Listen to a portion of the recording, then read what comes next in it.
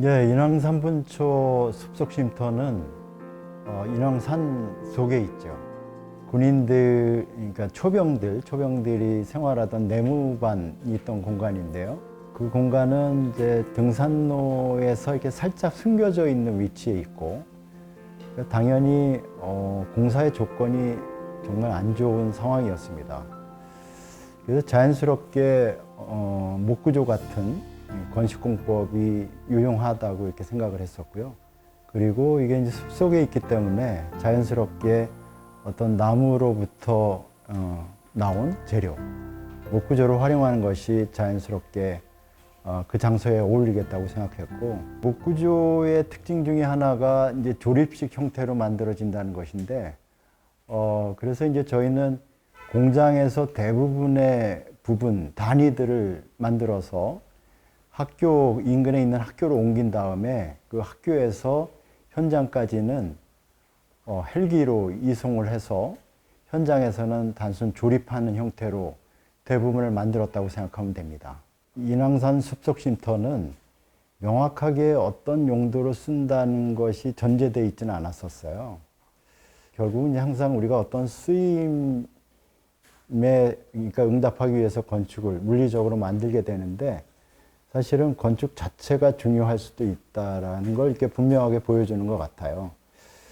비어진 공간을 어떻게 명확한 건축 언어로 만들 건가라고 하는 게 굉장히 중요했었고요. 마침 목조는 이제 어떤 재료가 결합하는 형태라고 한다면, 인왕산 숲속쉼터는 마치 이렇게 그 재료들이 서로 이렇게 분리되어 있는 것처럼 디자인을 했어요. 자연하고의 관계라든지 사람하고 이 구축되어지는 공간이 어떻게 결합하는가를 생각하면서 만든 건데, 결과적으로 보면 이 목재가 이루는 어떤 통일된 분위기, 어떤 구축의 원리가 잘 풀어져 있는 공간, 이런 것들은 어떤 용도로 쓰이더라도 설득력을 가질 수 있다고 생각합니다. 그래서 좋은 공간을 경험하는 기회가 많지 않기 때문에 어떻게 보면 공공건축이 모든 사람들한테 좋은 공간을 경험하게 만드는 그런 장소가 될 수 있지 않을까라는 측면에서 오히려 공공건축을 민간 건축보다 훨씬 더 높은 비용을 가지고 지을 수 있다면 좋겠습니다. 금액을 책정하는 데 있어서는 이 개별성에 대한 고려, 이게 필요한데, 그것은 그만큼 예산을 책정할 때 그 전문 영역이 참여해서 그것이 어떤 조건들에 의해서 만들어지는지를 좀 분명한 기준을 갖고 만드는 게 무엇보다 중요하다, 이런 생각이 좀 듭니다. 목조의 어떤 특별함보다는 목조가 일반적인 건축, 그러니까 보편적인 건축에서 어떻게 스며들 수 있는가, 이런 문제들에 대한 고민을 많이 했었고, 인왕산 숲속쉼터가 마치 이제 보면 창호에도 목재를 썼고 기둥이 당연히 목재고, 근데 그 안에 보면 거대한 지붕판이 목재이기도 하고 또 약간 덩어리처럼 보이는 부분도 있어요.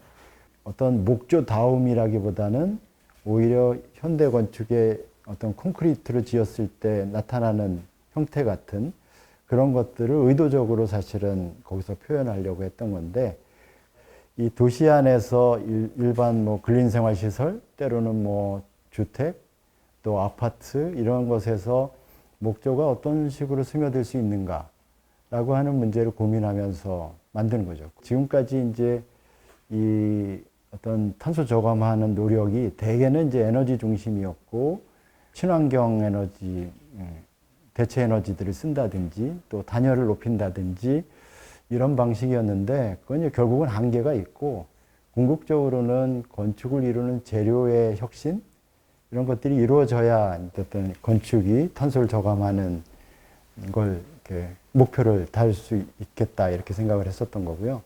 또 한 가지는 이제 우리 어떤 삶의 공간이 그동안은 이제 콘크리트라고 하는 어떤 근대적인 재료가 지금까지 이렇게 지배해 왔었고, 우리 환경들이 이제 좀 더 좋아지려고 한다면 이 재료, 공법, 또 이런 것들이 어떤 산업과의 관계에서 새로운 혁신이 좀 이루어져야 되지 않을까 하는 생각이고, 나무 같은 전통적인 재료들, 또 전통적인 작업에 의해서 됐던 것들이 어떻게 현대적으로 수용될 수 있는지, 이런 문제들하고 좀 연관이 있다고 생각해요. 나무라는 재료는 아주 무수한 공급을 갖고 있는 어떤 다발로 엮여져 있는 거죠.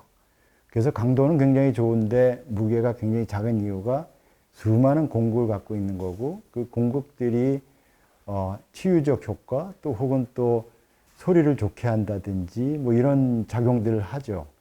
그런데 이제 현대의 목조 건축은 이런 그 소위 공학목재라는 다양한 이제 어떤 기술과 결합한 재료들이 나오면서 이 모든 것들이 가능해졌거든요.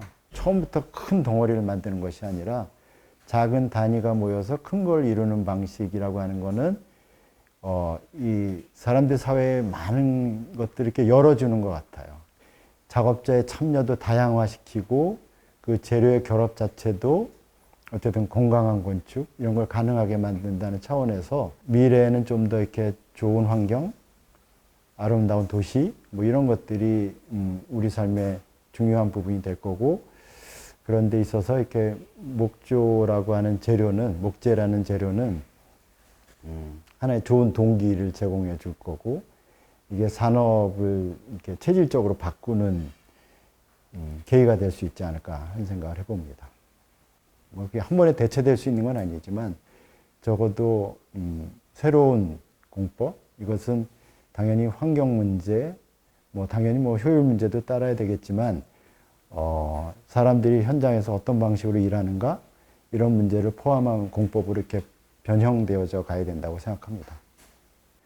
소위 이제 구조와 내화 뭐 이런 문제들만 해결이 된다면 얼마든지 하이라이즈 빌딩도 이제 목조로 질 수 있는 환경이 되어 있는 겁니다. 서울시든 뭐 국가든 이런 어떤 새로운 걸 여는 거는 그게 민간이 할 일이 아니고 국가가 좀 실험적으로 도전할 일이라는 생각이 듭니다.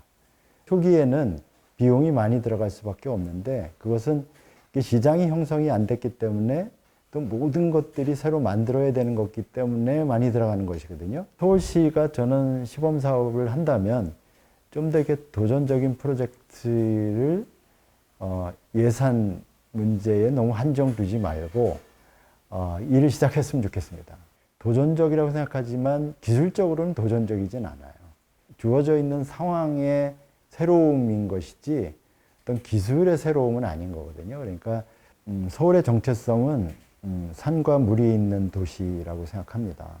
그래서 이제 최근에 이제 백사마을 같은 데서도 그런 어떤 구릉지, 달동네의 그런 풍경을 유지하면서 건축을 만드는 시도를 하고 있고 지금 이제 설계가 마무리돼 가고 있는데, 또 서울의 어떤 지형이나 어떤 그런 환경하고 연관해서 어떤 새로운 건축들이 어떻게 만들어져야 되는가를 좀 더 이렇게 도전적으로 새로운 것들을 이렇게 시도해 봤으면 좋겠고, 밀도가 높은 활력 있는 지역도 있고 작은 개발에서의 섬세함, 또 과감하게 어떤 밀도를 갖게 만드는 개발, 뭐 이런 것들 사이에서 어떤 균형을 이루는 게 서울의 매력이 되지 않을까 하는 생각이 들고, 차별적인 계획, 또 지역마다 이렇게 좀 다른 계획 이런 걸 바탕으로 해서 도시가 만들어진다면 서울의 정체성을 유지하면서 또 어떤 경쟁력을 갖는 그런 도시가 될 수 있지 않을까 하는 생각을 해봅니다.